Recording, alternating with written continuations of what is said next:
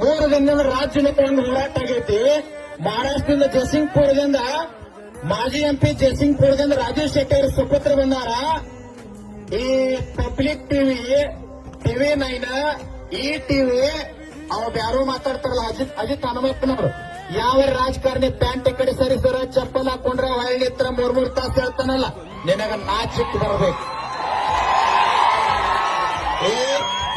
ಅಜಿತ್ ಹನುಮಪ್ಪನವ್ರು ಮಾತಾಡ್ತಾನೆ ಯಾವ್ದೋ ಒಂದು ಪಕ್ಷದ ಬಂದಲ್ಲ, ಅವೇನ್ ಬಾಳ್ ದೂರಿ ನಾವಲ್ಲ, ಇಲ್ಲೇ ನಮ್ಮ ಧಾರವಾಡ ಜಿಲ್ಲೆ ಒಂದು ಹಳ್ಳಿ ಅವ.